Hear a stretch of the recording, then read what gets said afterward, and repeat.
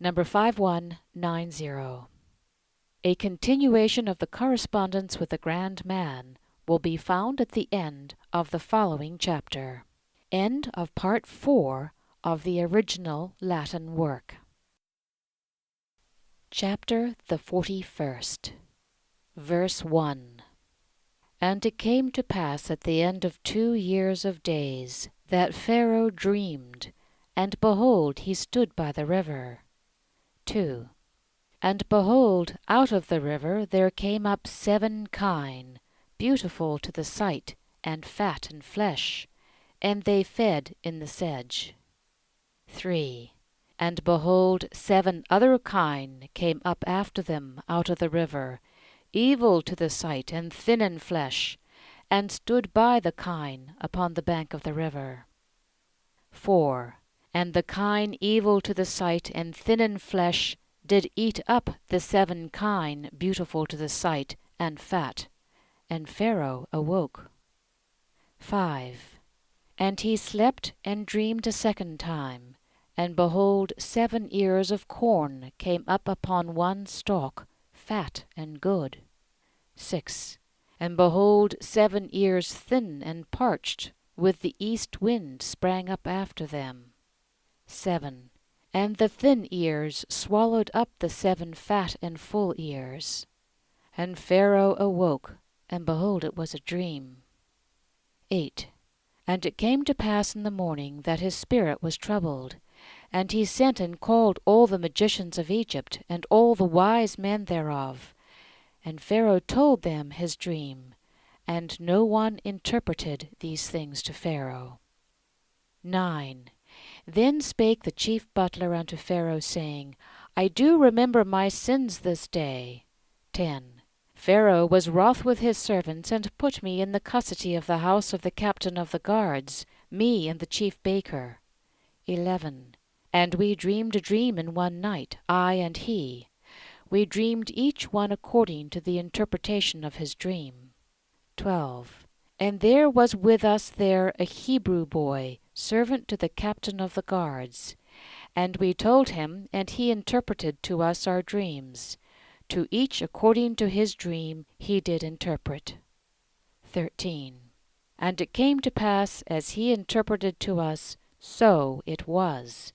Me he restored to my office, and him he hanged.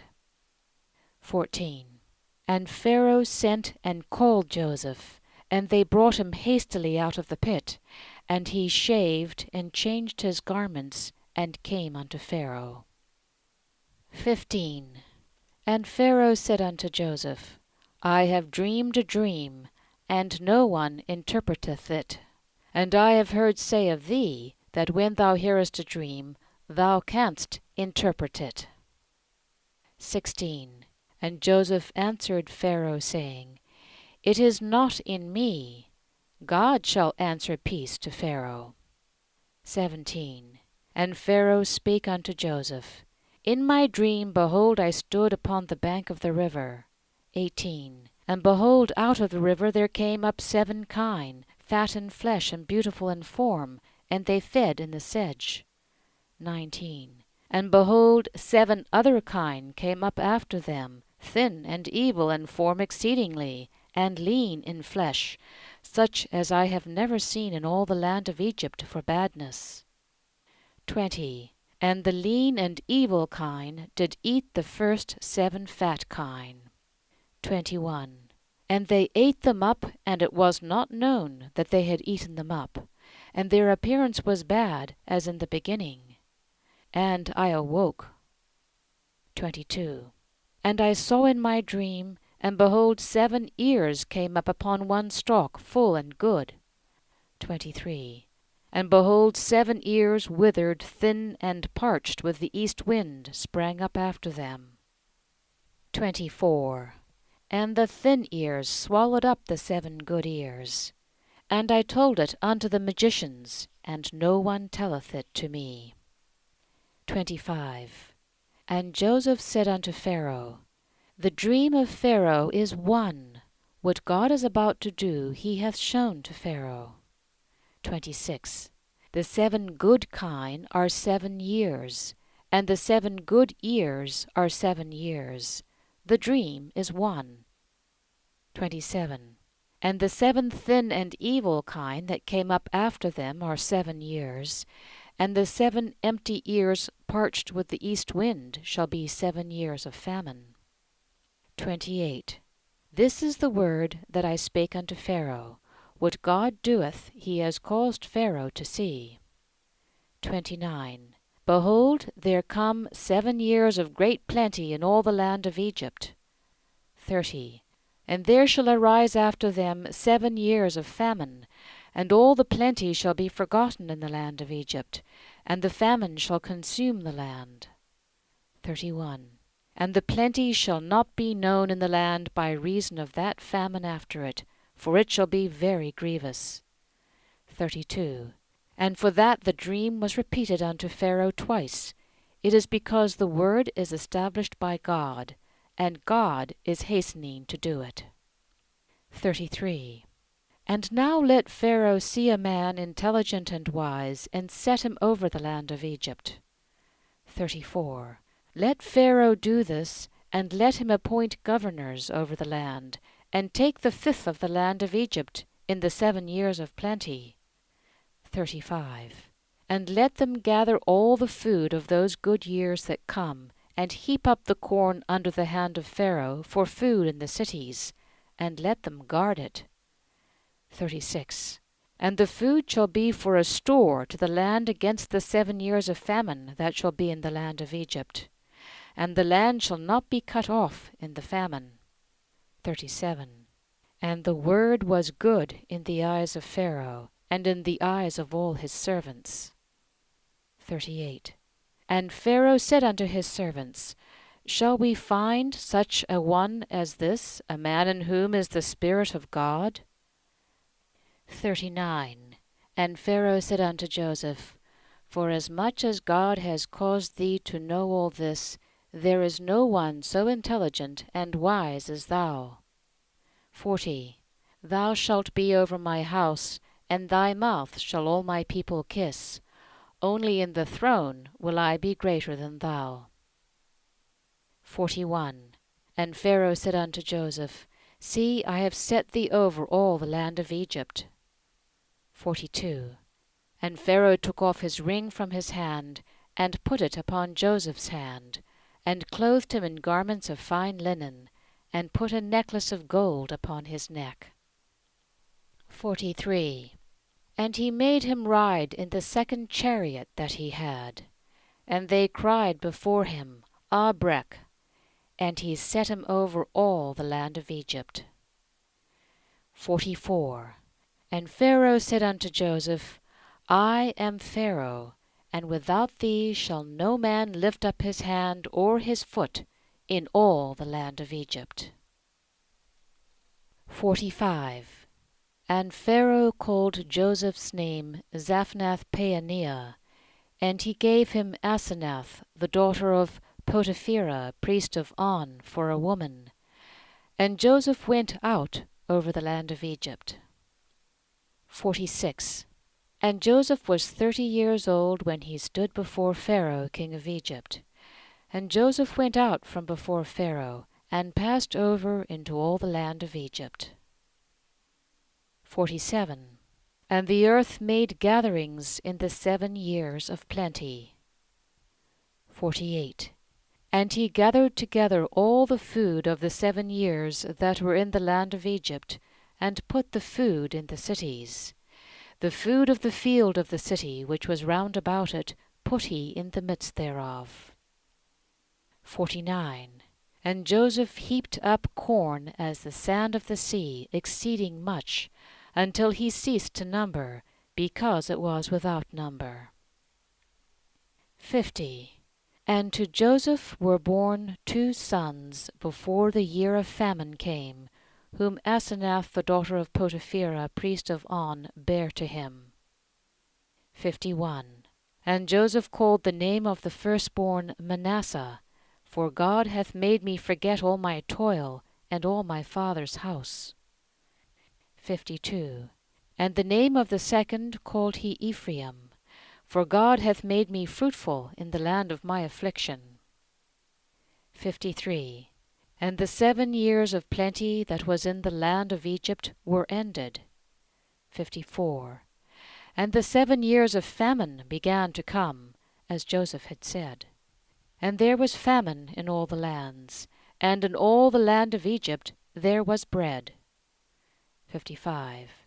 And all the land of Egypt was famished, and the people cried unto Pharaoh for bread. And Pharaoh said to all Egypt, Go unto Joseph, what he saith to you, do. 56. And the famine was over all the face of the land.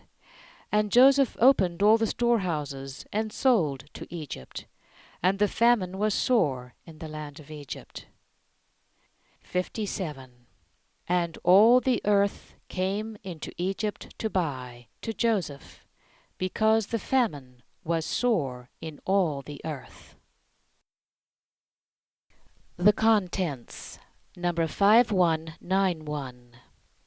In the internal sense of this chapter, the subject is the second state of the celestial of the spiritual, which is Joseph, namely, its elevation above what is of the natural or external man, and so above all the external knowledges therein, which are Egypt. Number 5192. Pharaoh is the natural in general, which was now at rest, and had left all things to the celestial of the spiritual, which is Joseph. The 7 years of plenty in the land of Egypt are the external knowledges to which good from the celestial of the spiritual can be applied.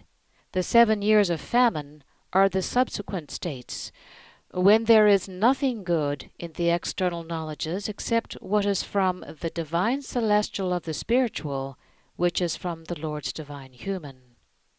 These subjects are treated of in detail in what follows. The internal sense. Number 5193, verses 1 to 4. And it came to pass at the end of 2 years of days, that Pharaoh dreamed, and behold, he stood by the river. And behold, out of the river there came up 7 kine, beautiful to the sight, and fat in flesh. And they fed in the sedge. And behold, 7 other kine came up after them out of the river, evil to the sight, and thin in flesh, and stood by the kine upon the bank of the river. And the kine, evil to the sight, and thin in flesh, did eat up the 7 kine, beautiful to the sight, and fat. And Pharaoh awoke. And it came to pass at the end of 2 years of days, signifies after a state of conjunction. And Pharaoh dreamed, signifies what was provided in regard to the natural. And behold, he stood by the river, signifies from boundary to boundary. And behold, out of the river, signifies that in the boundary. There came up 7 kine, signifies were truths of the natural. Beautiful to the sight, signifies that were of faith. And fat in flesh, signifies that were of charity. And they fed in the sedge, signifies instruction. And behold, 7 other kine came up after them out of the river, signifies falsities of the natural also in the boundary. Evil to the sight, signifies that were not of faith. And thin in flesh, signifies nor of charity. And stood by the kine upon the bank of the river, signifies that they were in the boundaries where truths were. And the kine, evil to the sight and thin in flesh, did eat up, signifies that the falsities which were not of faith nor of charity expelled. The 7 kine, beautiful to the sight and fat, signifies the truths of the natural that were of faith and of charity. And Pharaoh awoke, signifies a state of enlightenment. Number 5194. And it came to pass at the end of 2 years of days. This signifies, after a state of conjunction of the sensuous things of the exterior natural with things of the interior natural, which has been treated of in the preceding chapter, as is evident from the signification of 2 years of days, or of the time of 2 years, namely, states of conjunction. For 2 signifies conjunction, and years and days signify states. That years have this signification can also be seen above, and also days. 2 signifies conjunction because all things in general and in particular in the spiritual world, and consequently in the natural world, have reference to 2 things, namely good and truth.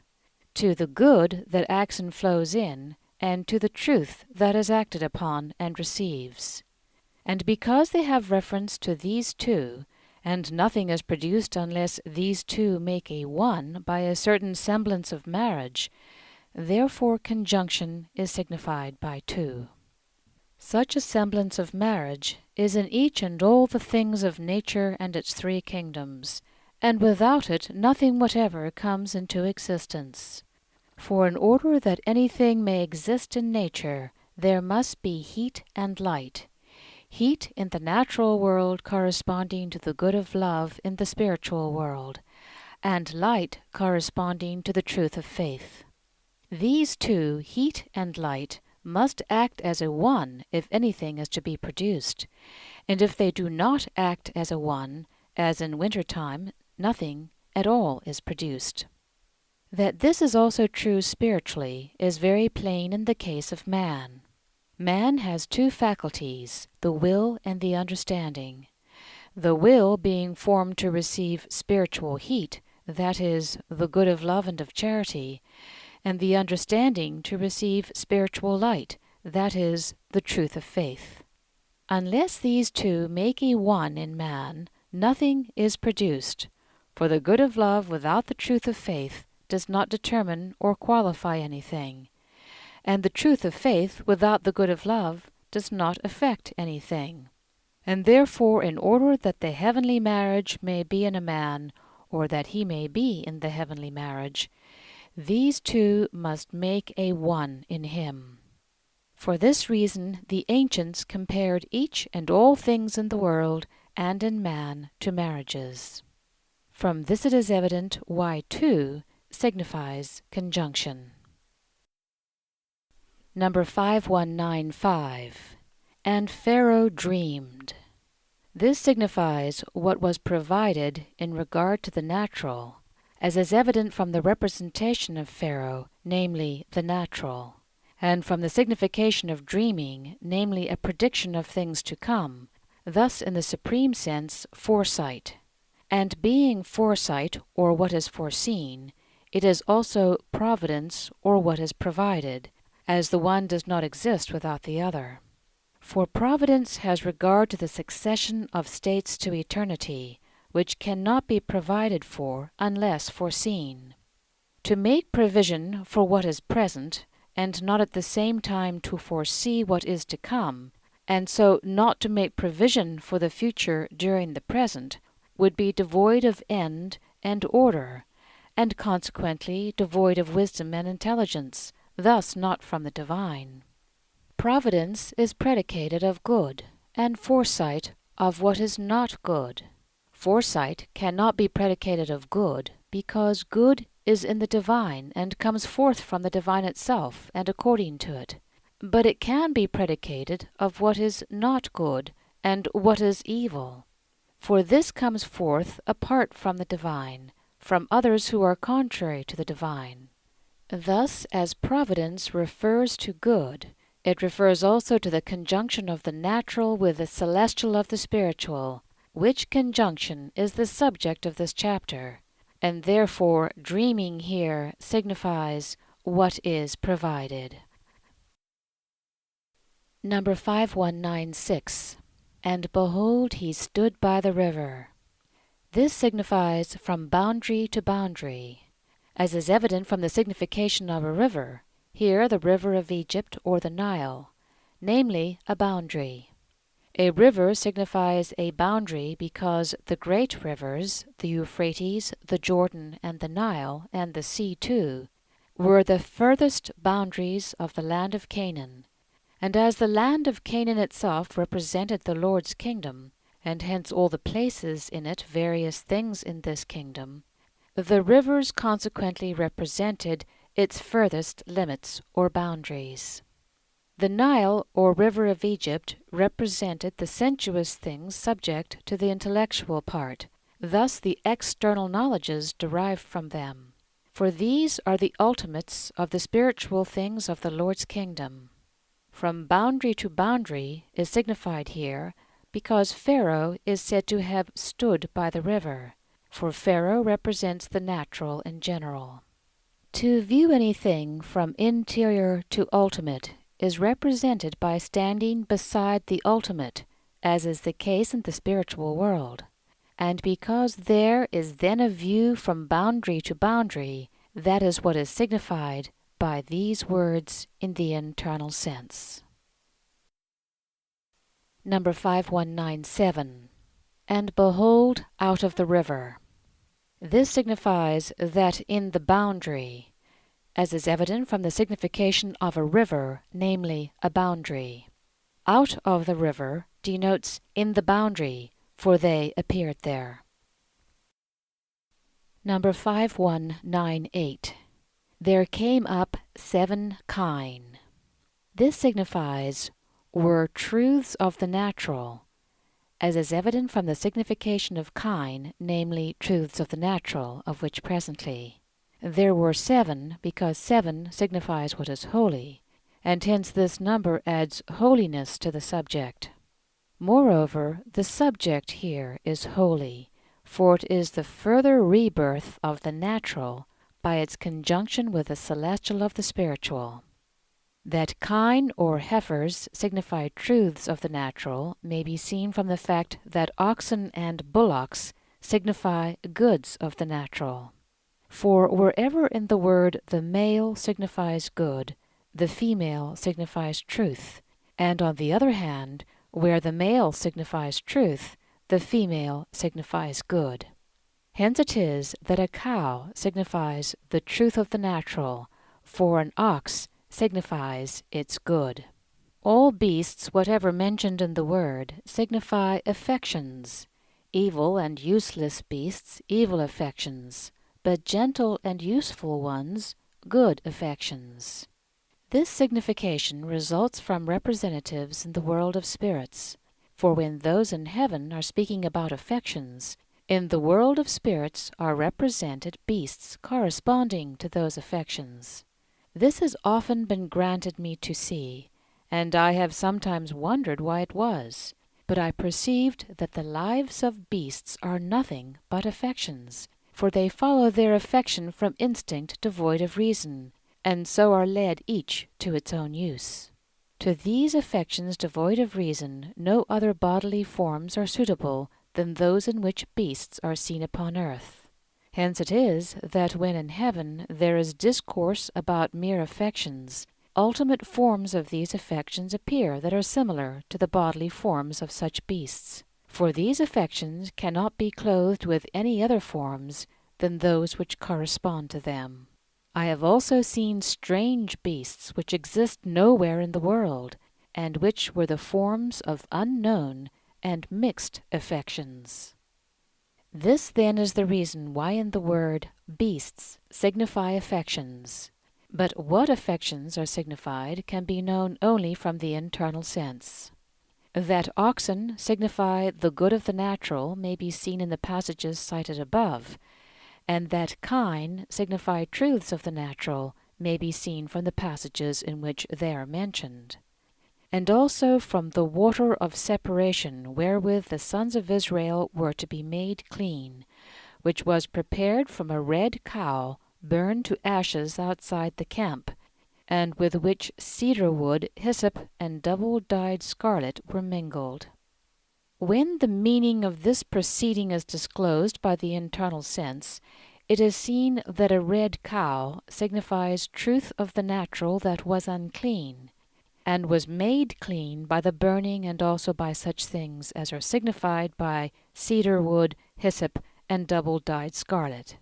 The water therefrom represented the means of purification. Number 5199. Beautiful to the sight. This signifies that we're of faith, as is evident from the signification of beauty and of sight. Spiritual beauty is the affection of interior truth, and spiritual sight is faith. Hence, beautiful to the sight signifies the affection of the truth of faith.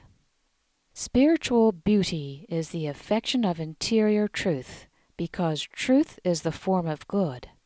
Good itself, which is from the divine in heaven, is that from which angels have life. But the form of their life is given by the truths which are from this good. And yet beauty is not produced by the truth of faith, but by the affection itself within the truths of faith, which is from good. Beauty from the truth of faith alone is like that of a painted or sculptured face. But beauty from the affection of truth, which is from good, is like that of a living face animated by heavenly love. For such as is the love or affection that beams from the form of the face, such is the beauty.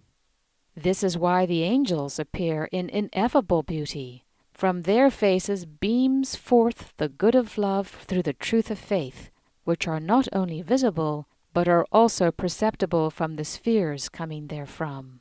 The reason why the angels derive thence their beauty is that the universal heaven is a grand man, and corresponds to all things in man both in general and in particular, and therefore the man who is in the good of love, and hence in the truth of faith, is in the form of heaven, and consequently in the beauty of heaven, where the divine from the Lord is all in all. For this reason also, those in hell, being against good and truth, are horribly ugly, and in the light of heaven they appear not as men, but as monsters. The reason why spiritual sight is faith is that in the internal sense to look and to see mean to understand, and in a still more interior sense, to have faith. Number 5200. And fat in flesh. This signifies that we're of charity, as is evident from the signification of fat or fatness, namely, what is celestial and predicated of the good which is of love and charity, and from the signification of flesh, namely, the will vivified by good from the Lord. Thus also the good of love and charity. From this it follows that fat in flesh signifies that we're of charity, just as beautiful to the sight signifies that we're of faith. In this way the truths of the natural, signified by kine, are described by their form and by their essence, their form consisting of the things of faith, and their essence of those of charity. That this is so does not appear from the literal sense. Number 5201. And they fed in the sedge.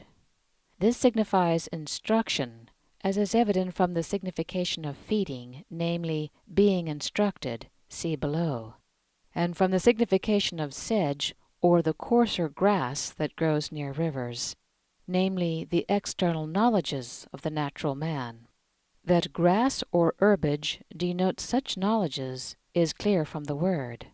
To feed in the sedge, therefore, is to be instructed in external knowledges, and thus to learn about truths and good.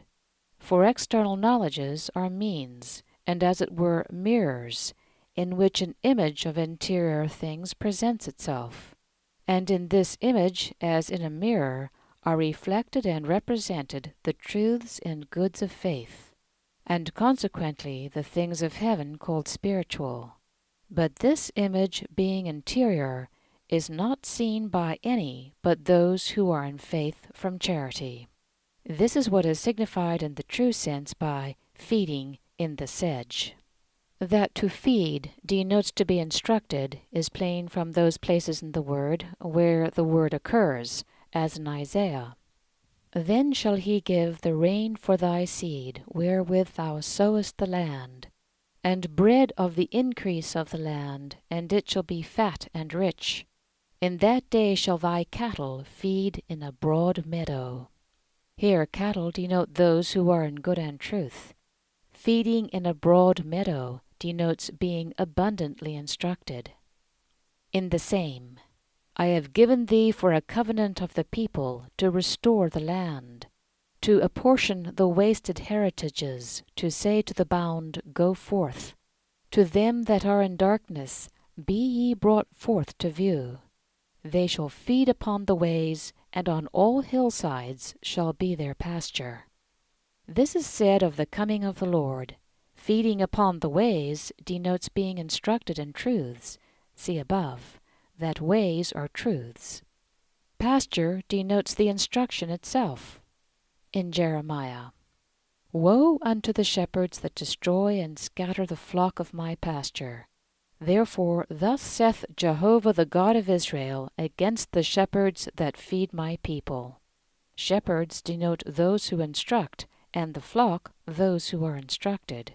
Thus feeding denotes instructing. As it has become customary to call teachers pastors and learners a flock, it has also become common to speak of feeding when speaking of preaching, or of instruction from doctrine or from the word. But this is done by way of comparison, and not from the signification, as in the word. The reason why feeding has this signification in the word is that when instruction or doctrine from the word is spoken of in heaven, then in the world of spirits, where spiritual things appear naturally, there are seen meadows green with grass, herbage and flowers with flocks therein, and this with every variety according to what is being said in heaven about instruction and doctrine. In the same, I will bring back Israel to his habitation, that he may feed on Carmel and Bashan, and his soul shall be satisfied upon the mountain of Ephraim and in Gilead. To feed on Carmel and Bashan denotes to be instructed in the goods of faith and of charity. Again, from the daughter of Zion all her honor is departed, her princes are become like harts, they have not found pasture. In Ezekiel, I will feed them in a good pasture, and on the high mountains of Israel shall their fold be, and they shall lie down in a good fold, and on fat pasture shall they feed upon the mountains of Israel. In Hosea, Now will Jehovah feed them as a sheep in the breadth. To feed them in the breadth denotes to instruct in truths. That breadth as truth may be seen above. In Micah, Thou Bethlehem Ephratah, out of thee shall he come forth unto me, who shall be ruler in Israel. He shall stand and shall feed in the strength of Jehovah. Again, Feed thy people with thy rod, the flock of thy heritage dwelling alone. Let them feed in Bashan and Gilead, as in the days of old. In Zephaniah, The remains of Israel shall feed and be at rest, none making afraid. In David, The Lord is my shepherd, he maketh me to lie down in green pastures, he leadeth me beside the still waters. Again, It is he that hath made us, and not we, his people and the flock of his pastures. Or, Therefore we are his people, and the flock of his pasture. In the Revelation, The Lamb that is in the midst of the throne shall feed them, and shall lead them unto living fountains of waters. In John, I am the door, by me if any one enter in, he shall be saved, and shall go in and out, and shall find pasture. Again, Jesus said to Peter, Feed my lambs, and a second time, Feed my sheep, and a third time, feed my sheep. Number 5202. And behold, 7 other kine came up after them out of the river. This signifies falsities of the natural, also in the boundary, as is evident from the signification of kine, namely truths of the natural, whence it is that kine in the opposite sense are falsities. For most of the expressions in the word have an opposite sense, which is known from the true sense, and therefore, as in the true sense kine are truths of the natural, in the opposite sense they are falsities of the same kind, thus falsities in the natural. And from the signification of a river, namely a boundary. That they were in the boundary is plain also from their being said to have come up out of the river, for to come up is predicated of progression from what is exterior towards things interior. This matter must be explained, because it is the subject of what follows. In the preceding chapter, the subject was the exterior natural, and the things in it which belong to the class of the intellect, and those which belong to the class of the will. The former were received, and the latter rejected. Those belonging to the class of the intellect were represented by the butler, and those belonging to the class of the will by the baker. And because those belonging to the class of the intellect were received, they were also made subordinate to the interior natural. These were treated of in the previous chapter, and this was the beginning of the rebirth of the natural. In the present chapter, however, the subject is the influx of the celestial of the spiritual into those things of the natural which were retained, namely those of the intellectual part, signified by kine beautiful to the sight and fat and flesh. But as the natural cannot be reborn as to intellectual things alone, there were also things of the will. For in everything there must be something of the intellect, and at the same time something of the will, in order that it may be anything at all. And as the former will had been rejected, therefore a new one must flow in its place. This new will is from the celestial of the spiritual, which, with its influx into the natural, is treated of in this chapter. How it is with the natural in this state is described in the internal sense, that the truths in it were expelled by falsities, the natural being thus left to the celestial of the spiritual, which is signified by the good kine being eaten up by the evil kine, and by the full ears of corn being swallowed up by the empty ones, and afterward by Joseph making provision for all Egypt. But of the Lord's divine mercy more will be said on these subjects in the following pages. They are, moreover, of such a nature as scarcely to come into the light of human understanding, for they are mysteries of regeneration, of which, though in themselves innumerable, man knows scarcely anything. From his early infancy to the end of his life in the world, and thereafter to eternity, the man who is in good is being born again every moment, not only as to interiors, but also as to exteriors, and this by amazing processes. It is these processes that for the most part constitute angelic wisdom, which is known to be ineffable, and to contain such things as ear has not heard, nor eye seen, neither have entered into the imagination of man. The internal sense of the word treats of things like these, and thus is adapted to angelic wisdom. And when it flows thence into the sense of the letter, it becomes adapted to human wisdom, and thereby in a hidden way affects those who desire from good to know truths from the word. Number 5203. Evil to the sight. This signifies that were not of faith, as is evident from the signification of beautiful to the sight, as being that were of faith. Hence in this passage, evil to the sight means that were not of faith. Number 5204. And thin in flesh.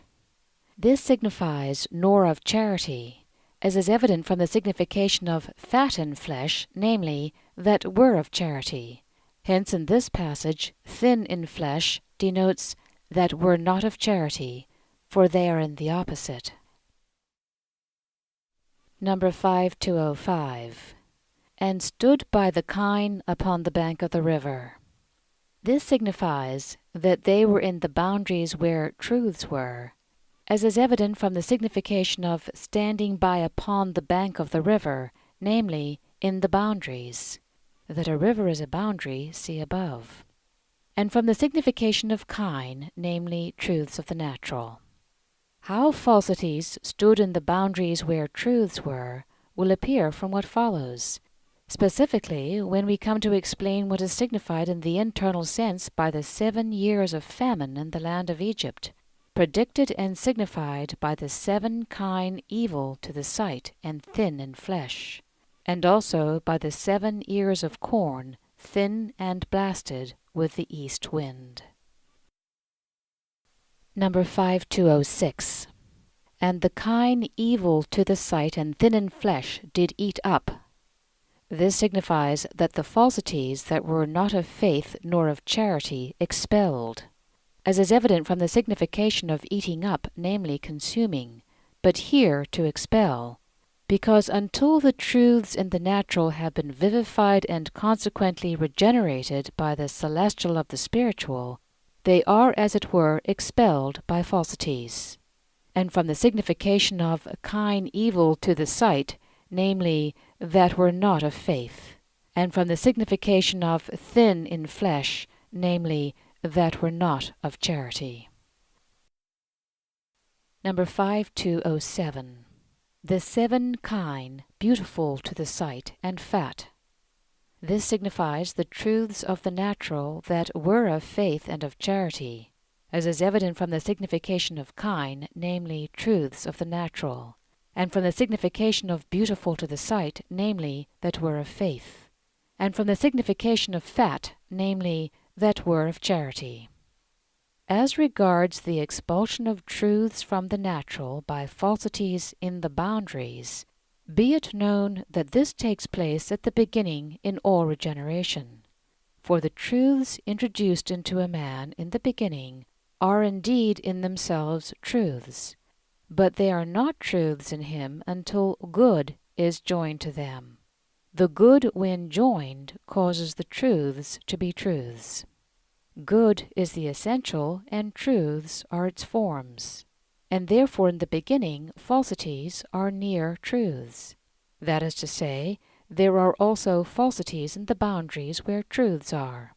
But whenever good is conjoined with the truths, the falsities take to flight. This also actually takes place in the other life, where the sphere of falsity applies itself to truths according to the influx of good into the truths. When only a little good flows in, the sphere of falsity is near. When more good flows in, the sphere of falsity withdraws. And when good is entirely joined to truths, the sphere of falsity is entirely dispelled. When the sphere of falsity is near, as is the case in the beginning, as just said, then truths seem to be expelled, but they are laid by for a while in the interior, where they are filled with good, and thence are brought back in succession. This is what is meant by the 7 kine and the 7 ears of corn, and further on by the 7 years of great plenty, and the 7 years of famine. But one who knows nothing about regeneration, and nothing about man's internal state, cannot understand these things. Number 5208. And Pharaoh awoke. This signifies a state of enlightenment, as is evident from the signification of awaking, namely enlightenment, and from the representation of Pharaoh, namely the natural, see above. From this it is plain that Pharaoh's awaking represents a state of enlightenment in the natural. Enlightenment here means general enlightenment from the celestial of the spiritual, thus from within. The enlightenment that comes or flows from within is general in the lower part of the mind, but becomes successively less general and at last particular as truths from good are introduced into it, for every truth from good shines and also enlightens. This then is the reason why, as said just above, truths are expelled from the natural, which is done in order that the natural may be enlightened in a general manner from within, and that afterwards, in this general enlightenment or general light, truths may be restored there in their order, whereby the natural is enlightened in a particular manner. The correspondence between the spiritual and the natural in man, or between his internal and his external, is effected in this way. For truths are first assembled, next are apparently expelled, though not really so, for they are stored away, and then what is lower is enlightened in a general manner by what is higher, or what is exterior by what is interior. And in this light the truths are restored in their order, whereby all the truths there become images of their general truth, and correspond thereto. Moreover, in each and all of the things that take place in both the spiritual world and the natural, what is general comes first, and afterwards things less general and finally particulars are inserted therein in succession.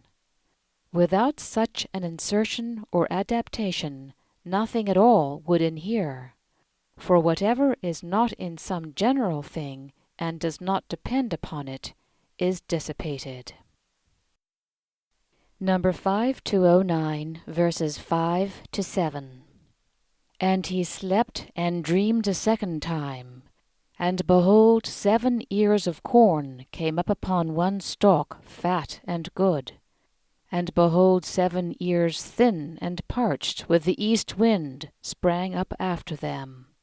And the thin ears swallowed up the 7 fat and full ears. And Pharaoh awoke, and behold, it was a dream. And he slept signifies an obscure state, and dreamed a second time signifies what was provided. And behold, 7 ears of corn came up upon one stalk, signifies the external knowledges of the natural joined together. Fat and good signifies to which the things of faith and charity could be applied. And behold, 7 ears thin signifies external knowledges of no use. And parched with the east wind signifies full of cupidities. Sprang up after them signifies appeared near. And the thin ears swallowed up the 7 fat and full ears signifies that the external knowledges of no use expelled the good external knowledges. And Pharaoh awoke signifies a general state of enlightenment. And behold, it was a dream signifies in that obscurity. Number 5210. And he slept. This signifies an obscure state, as is evident from the signification of sleeping, namely, an obscure state. Moreover, in the spiritual sense, sleep is nothing else, just as wakefulness is nothing else than a clear state. For there is spiritual sleep when truths are in obscurity, and spiritual wakefulness when truths are in clearness. And in proportion to this clearness or obscurity, spirits are awake or asleep. From this it is plain that sleep means an obscure state. Number 5211. And dreamed a second time. This signifies what was provided, as is evident from the signification of dreaming, namely, what is provided. Number 5212. And behold, 7 ears of corn came up upon one stalk. This signifies external knowledges of the natural joined together, as is evident from the signification of ears or spikes of corn, namely, external knowledges belonging to the natural, see below. And from the signification of upon one stalk, namely joined together. For in respect to their origin, things on one stalk are joined together. The reason why ears or spikes of corn signify external knowledges is that corn signifies the good of the natural, because external knowledges are the containants of the good of the natural, as the ears are of the corn. For in general all truths are vessels of good, and so also are external knowledges, for these are the lowest truths. Lowest truths, or truths of the exterior natural, are called external knowledges, because they are in man's natural or external memory, and because they partake for the most part of the light of the world, and hence can be represented and communicated to others by words, or by ideas expressed in words referring to the things of the world and its light.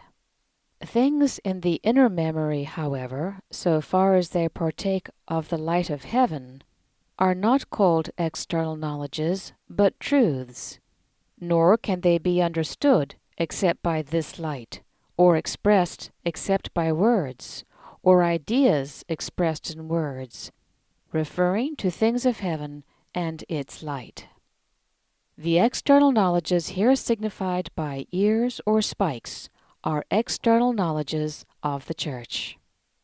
The reason why there were two dreams, one of the 7 kine and the other of the 7 ears of corn, is that in the internal sense both naturals, the interior and the exterior, are treated of, and in what follows, the rebirth of both.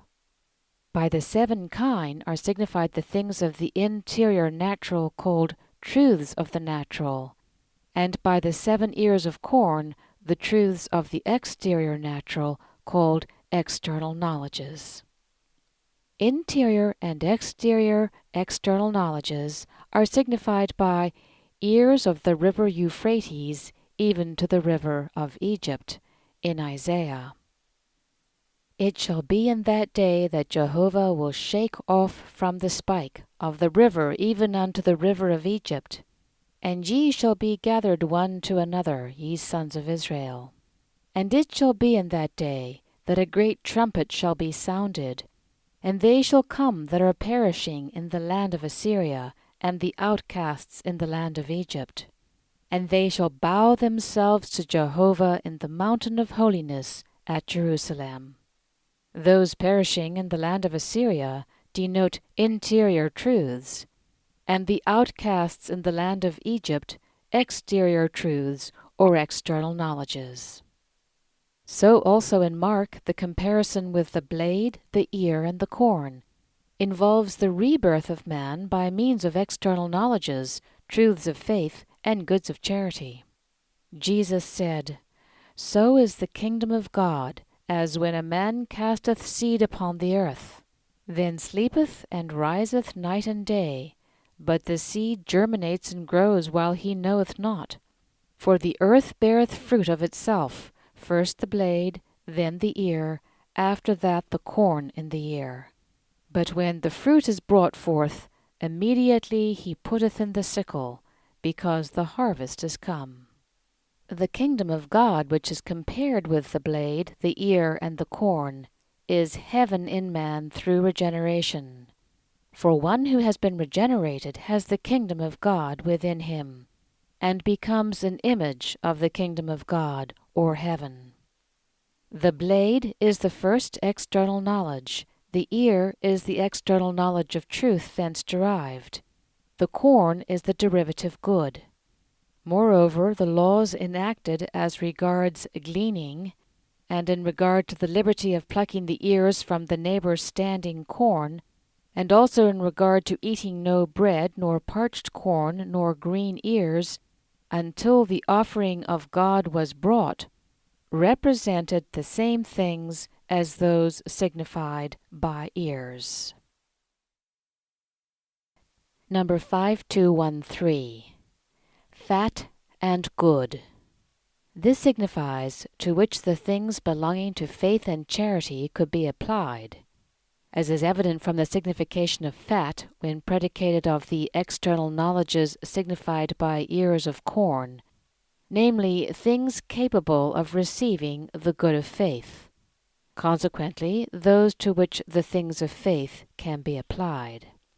For external knowledges are vessels, and when fatness is predicated of them, it signifies fitness to receive the things of faith from charity. And from the signification of good when predicated of the external knowledges signified by ears of corn, namely those receptive of the good of charity, consequently those to which the things of charity can be applied. That fat has regard to the things of faith and good to the things of charity is in accordance with the constant usage in the word, in which, wherever two adjectives are applied to one thing, one involves what is of faith and the other what is of charity. And this because of the marriage of truth and good in every detail of the word. That fat signifies the things of faith and good the things of charity is plain also from the foregoing parallel passages about the kine.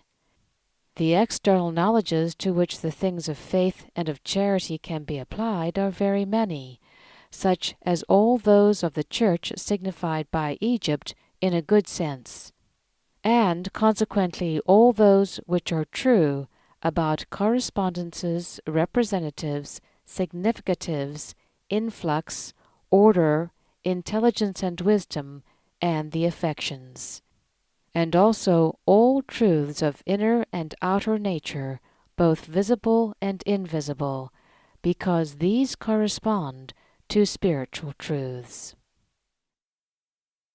Number 5214.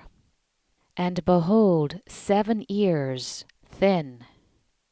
This signifies useless external knowledges, as is evident from the signification of ears, namely external knowledges, and from the signification of thin, namely useless. For thin is here contrasted with full, and that is said to be full in which there is use, or what is the same thing, in which there is good. For every good thing is of use, and therefore thin is what is of no use. The useless external knowledges are those which have no other end than glory and pleasure. These ends are useless because they do not benefit the neighbor. Number 5215. And parched with the east wind. This signifies full of cupidities, as is evident from the signification of parched with the east wind, namely, consumed by the fire of cupidities. For the east wind and the east, in the true sense, are love to the Lord and love to the neighbor. Hence, in the opposite sense, they are love of self and love of the world, consequently, evil desires and cupidities, for these belong to the latter loves. Fire is predicated of these things for the reason given above, and consequently to be parched is predicated of them. For there are 2 sources of heat as also of light. One source of heat is the sun of the world, and the other source is the Son of heaven, which is the Lord. It is known that the Son of the world pours forth heat into its world, and into all things therein. But that the Son of heaven pours heat into the whole heaven is not so well known. And yet this may be known if anyone will reflect upon the heat within man, called vital heat, that has nothing in common with the heat of this world. From this it might be known that the former heat is different from the heat of this world, that it is living, while that of this world is not living, and that because spiritual heat is living, it kindles man's interiors, namely his will and understanding, and enables him to desire, to love, and to be affected. For this reason also, desires, loves, and affections are spiritual heat, and are so called. That they are heat is very manifest, for heat is exhaled on all sides from living bodies, even in the greatest cold. And also when the desires and affections, that is, the loves, grow warmer, the body also grows warm in the same degree. This is the heat meant in the word by burning, fire, and flame. And in the true sense it is heavenly and spiritual love, but in the opposite sense, bodily and earthly love. From this it is evident that being parched with the east wind here means being consumed by the fire of cupidities, and when predicated of external knowledges which are the thin ears of corn, it means that they are full of cupidity. That the east wind signifies what pertains to cupidities and the derivative fantasies is evident from the passages where it is mentioned in the word, as in David. He made the east wind to go forth in the heavens, and by his power he brought forth the south wind. And he made it rain down flesh upon them as dust, and winged fowl as the sand of the sea. That by the flesh which that wind brought are signified evil desires, and by the winged fowl the derivative fantasies, is plain in Moses, where it is said that the name of the place in which the people were smitten with a plague because of their eating flesh was called the graves of lust, because there they buried the people that lusted. In Ezekiel, behold, the vine that has been planted, shall it prosper? Shall it not utterly wither when the east wind toucheth it? Upon the plots of its shoots it shall wither. And again, the vine was plucked up in anger, it hath been cast forth to the earth, and the east wind hath withered its fruit. All the rods of its strength have been plucked off and withered. The fire hath devoured every one. For fire hath gone forth from a rod of its branches. It hath devoured its fruit, so that there is not in it a rod of strength, a scepter for ruling. Here the east wind denotes what pertains to cupidities. In Isaiah, he meditated upon his rough wind in the day of the east wind. In Hosea, the east wind shall come, the wind of Jehovah coming up from the wilderness, and his spring shall become dry, and his fountain shall be dried up. He shall make a prey of the treasure of all pleasant vessels. Here also the east wind denotes what pertains to cupidities. Likewise in Jeremiah, as the east wind I will scatter them before the enemy. In David, with the east wind thou wilt break the ships of Tarshish. In Isaiah, thou hast forsaken thy people, the house of Jacob, because they are filled with the east wind, and the soothsayers are Philistines. In Hosea, Ephraim feedeth on wind, and followeth after the east wind. Every day he multiplieth a lie and a devastation. Wind here denotes fantasies, and the east wind cupidities. Similar also is the meaning in the internal sense of the east wind, by which locusts were brought, and by which they were driven into the sea, and also by which the waters of the sea Suph were divided. Number 5216. Sprang up after them.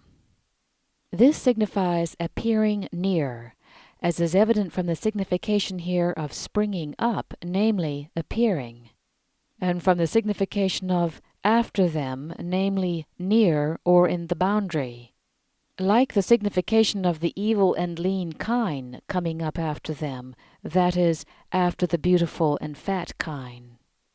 After them means near, because after denotes what is successive in time. And in the spiritual world, and consequently in the spiritual sense, there is no notion of time, but instead of it, the kind of state that corresponds. Number 5217. and the thin ears swallowed up the 7 fat and full ears.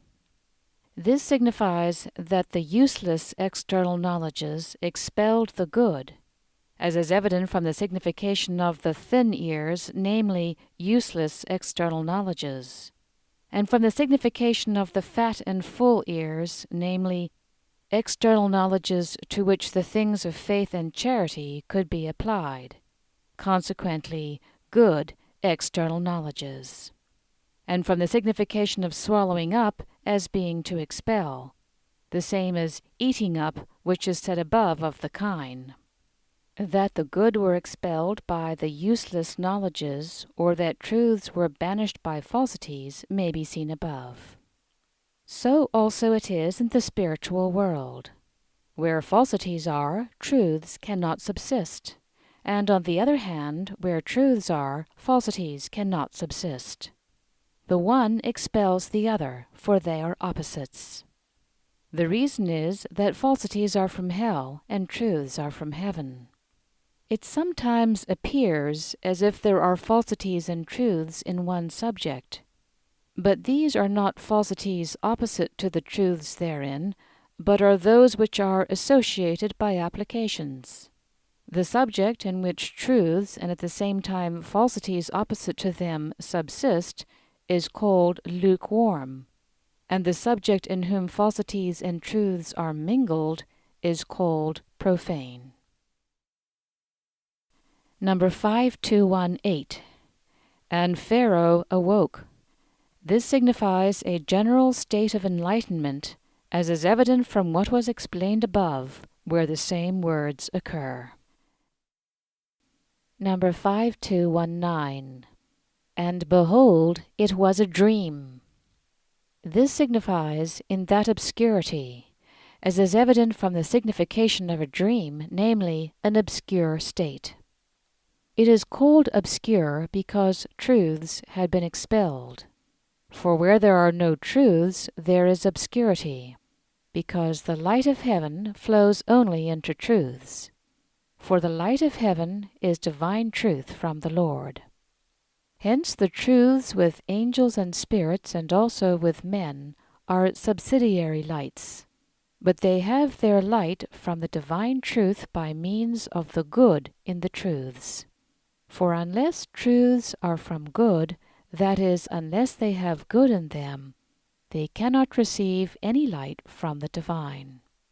They receive it by means of good, for good is like fire or flame, and truths are like the rays of light therefrom. In the other life, truths without good do indeed shine, but they shine with a wintry light, that in the light of heaven becomes thick darkness. From this it is evident that what is here meant by obscure is the state of the natural when the good external knowledges had been banished by those of no use.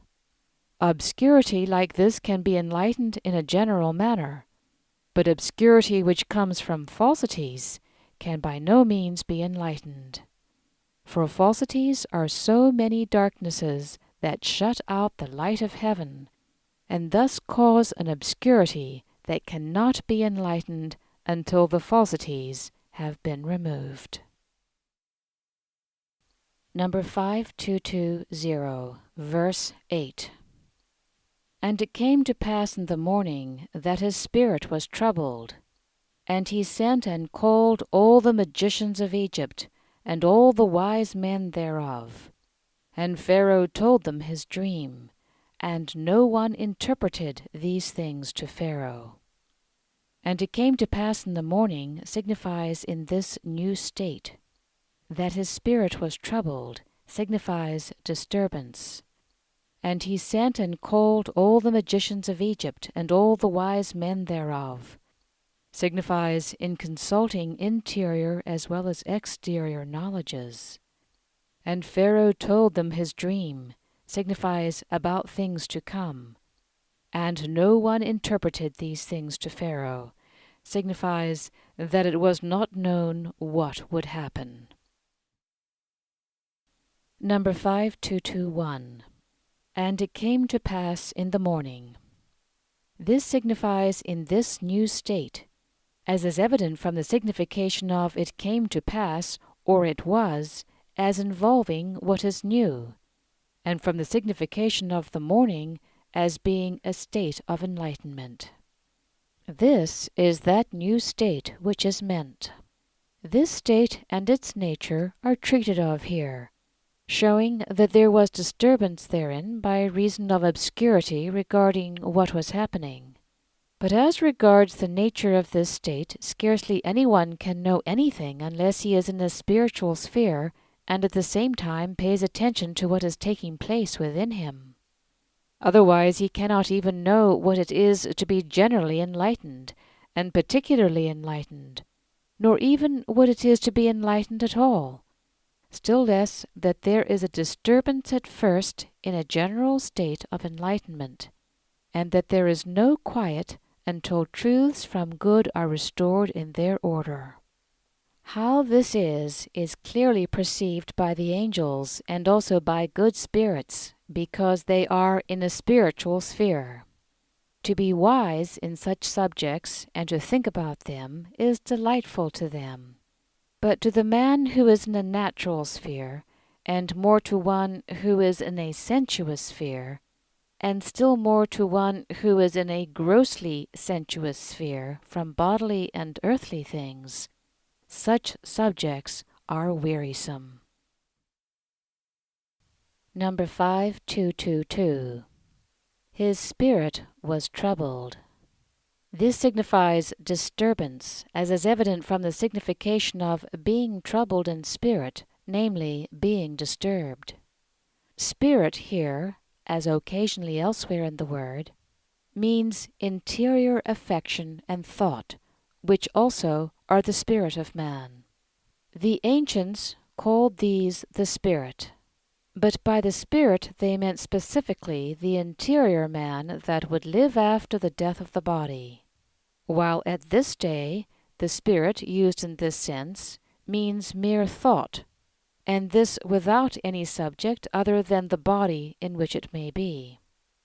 This is because it is no longer believed that the interior man is the man himself.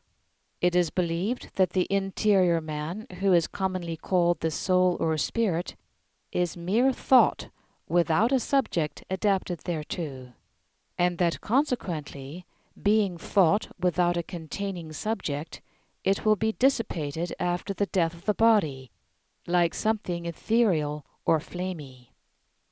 This is what at the present day is understood by spirit, as in the expressions troubled in spirit, sad in spirit, glad in spirit, or rejoicing in spirit. Yet it is the interior man himself that is the spirit, and that is troubled, is sad, is glad and rejoices, and though invisible to bodily sight, is in a perfectly human form in which thought resides. Number 5223. And he sent and called all the magicians of Egypt, and all the wise men thereof. This signifies in consulting external knowledges, interior and exterior, as is evident from the signification of magicians, namely, in a good sense, external knowledges that are interior, and from the signification of wise men, namely, external knowledges that are exterior. The reason why the magicians and wise men of Egypt signified knowledge is that Egypt was one of the kingdoms in which the representative ancient church existed. But in Egypt attention was paid chiefly to the external knowledges of that church, which related to correspondences, representatives, and significatives. And by these were unfolded the things written in the books of the church, and those that had place in their holy worship. Hence it came about that Egypt and also Pharaoh, its king, signified external knowledges in general. The chief among those who were skilled in and taught these knowledges were called magi or magicians, and wise men. Those who were skilled in mystical external knowledges were called magicians, and those skilled in such as were not mystical were called wise men. Consequently, those who taught interior external knowledges were called magicians, and those who taught exterior were called wise men. For this reason, such knowledges are signified in the word by magicians and wise men.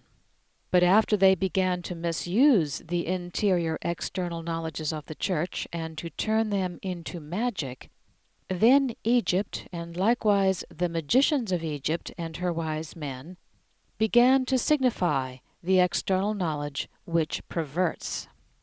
The magicians of that time understood the things of the spiritual world, which they learn from the correspondences and representatives of the Church, and therefore many of them were in communication with spirits, and in this way learned deceptive arts, by which they performed magical miracles. But those called wise men did not care for such things, but solved difficult problems and taught the causes of natural things. In such things as these the wisdom of that time chiefly consisted, and skill in them was called wisdom, as is evident from what is related of Solomon in the first book of Kings. Solomon's wisdom was multiplied above the wisdom of all the sons of the east, and above all the wisdom of the Egyptians, insomuch that he was wiser than all men, than Ethan the Ezrahite, and Heman, and Chalcol, and Darda the sons of Mahol. He spake 3,000 proverbs, and his songs were 1,005. Moreover he spake of trees, from the cedars that are in Lebanon, even unto the hyssop that springeth out of the wall. He spake also of beast and of fowl, and of creeping thing, and of fishes. Therefore there came of all peoples to hear the wisdom of Solomon, from all kings of the earth, who had heard of his wisdom. See also what is related of the Queen of Sheba in the same book. She came to try him with hard questions, and Solomon told her all words. There was not a word hid from the king that he told her not. This shows what was called wisdom at that time, and who were called wise, not only in Egypt but also elsewhere, as in Syria, Arabia, and Babylon. But in the internal sense, the wisdom of Egypt means nothing but the knowledge of natural things, and magic the knowledge of spiritual things. Thus wise men signify exterior external knowledges, magicians interior external knowledges, and Egypt knowledge in general. By Egypt and her wise men nothing else was meant in Isaiah. The princes of Zoan are foolish, the counsel of the wise counselors of Pharaoh is become brutish. How is it said unto Pharaoh, I am the son of the wise, the son of the kings of antiquity? Where now are thy wise men? That those were called magicians or magi, who had knowledge of spiritual things, and also revelations thence, is plain from the magi who came from the east to Jerusalem, asking where he was that was born King of the Jews, and saying that they had seen his star in the east, and were come to worship him. The same is also evident from Daniel, who is called the Prince of the Magicians.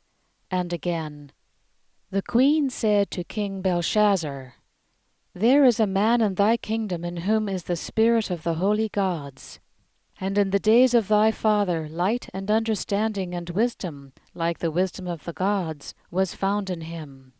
Therefore the king Nebuchadnezzar thy father made him prince of the magicians, diviners, Chaldeans, and soothsayers. Again, among them all was none found like Daniel, Hananiah, Mishael, and Azariah. For when they stood before the king, in every word of wisdom, of understanding concerning which the king inquired of them, he found them 10 times better than all the magicians and diviners that were in his realm. It is known that in the opposite sense, magicians, such as those mentioned in Exodus, are those who have perverted spiritual things and thereby have practiced magical arts. For magic was nothing but a perversion and a perverted application of things relating to order in the spiritual world. From this came magic. But such magic is at this day called natural, because nothing above or beyond nature is now recognized, and what is spiritual is denied, unless thereby is understood an inner natural.